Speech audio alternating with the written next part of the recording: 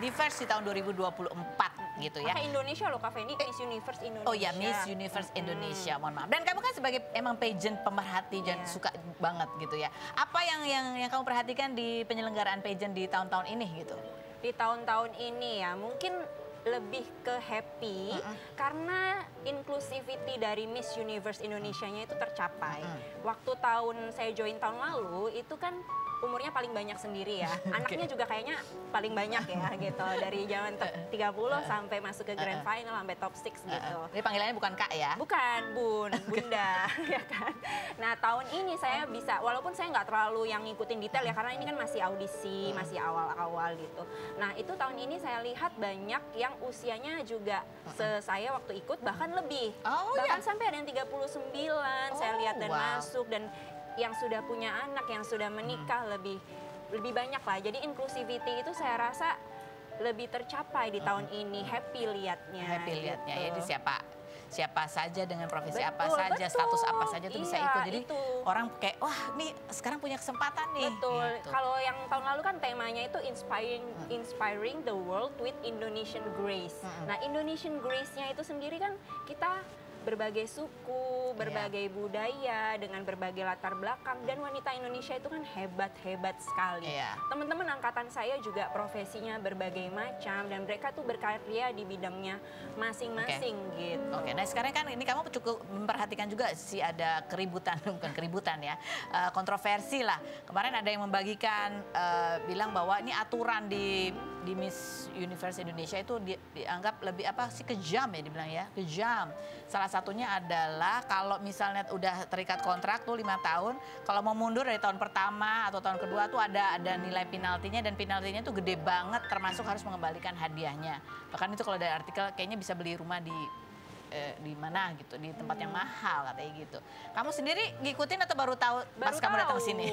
Sebenarnya baru lihat ini. Kalian dibilang gini, modal awal ikut cari sponsor kelas beauty camp dan lain semua dari finalis. Malah dibudakin dengan kontrak zanam katanya dia gitu. Apa pendapat kamu? Gak apa-apa sih, setiap orang kan memang berhak berpendapat. Tapi kalau dari sisi kamu? Karena saya nggak tahu kontraknya apakah sama persis atau tidak dengan tahun lalu, saya nggak bisa bicara. Tapi kalau misalnya ditanya, menurut saya dari seluruh kontestan yang ada, mungkin yang mundur karena alasan kontrak, walaupun menurut saya nggak semua mundur alasan kontrak itu karena merasa kontraknya mungkin jahat. Mungkin ada konflik kepentingan, konflik jadwal, kan kita nggak pernah tahu karena kan tidak pernah terbuka juga secara benar-benar kenapa saya mundur gitu. Nah kalau memang ada yang merasa persepsi ini kontraknya tidak sesuai, tidak cocok dengan saya, itu kan misalnya gini ya Kak Feni, kita misalnya suka nih sama cowok ya dulu ya gitu. Saya suka sama cowok, cowoknya kok keren nih, pengen banget ya deket sama cowoknya gitu. Ketika kita sudah deket beneran punya hubungan dengan cowoknya, baru pendekatan, aduh kok nggak cocok ya? Kan ya udah gitu. Menurut saya sih nggak perlu terlalu diperdebatkan, kecuali memang sudah ada kerugian tertentu yang memang apa ya? merugikan gitu. Jadi kalau baru pendekatan, aku nggak cocok, ya udah gitu ya kan. Bagus banget ya. Iya kan life must go on. Kalau muter-muter terus juga ngapain. Kalau kamu sendiri ada kontrak 5 tahunan atau kontrak setahun? Kebetulan yang memang itu kan ada beberapa layer kontraknya. Kalau winner, kalau apa segala beda-beda. Betul. Oke, baiklah. Nanti kita ngobrol lagi, berikut ada bintang tamu kita selanjutnya, ada Filme dan adik angkatnya Rama. Kita lihat dulu profil mereka berikut ini. Mas ini mulai aktif membuat konten 3 juta pengikut di TikTok. No secret. Baik, kita sudah bersama dengan Filme. Ini konten kreator yang termasuk top 5 kayaknya kamu ya. Amin. Rumpi no secret. Rama, kamu masih ingat nggak pertama kali ketemu sama Filme? Masih. Masih banget ya, ada videonya ya, kita putar lagi berikut ini.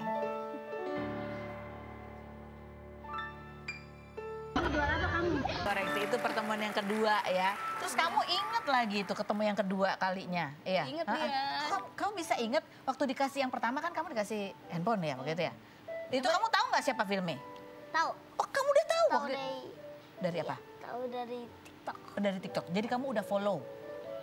Dulu 2020 belum mulai follow 2023. Oh 2023, berarti kamu masih kecil banget dong 2023 tuh follow-nya. Iya ya, nah sekarang baru mau 9. Ya dari 6 tahun udah follow Filme, iya. Udah, Terus iya. habis gitu gimana sih bisa ketemu di situ? Emang kamu nungguin gitu ya Filme ke sini nih kayaknya seringnya, hah? Ngeliat dari Mami Cici. Mami Cici? Dia kenalin mami aku, jadi pas aku lagi makan di situ, tiba-tiba dia nyamperin mami aku. Ini maminya Filme kan yang gak suka duren, kata dia. Kamu tahu banget sih. Kamu tuh hafal banget sejarah ininya kakak Filme ya? Iya. Hafal banget.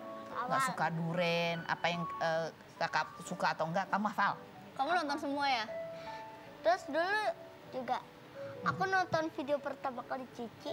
Oh, video pertama kali Cici juga Ya, kamu nonton? aku scroll.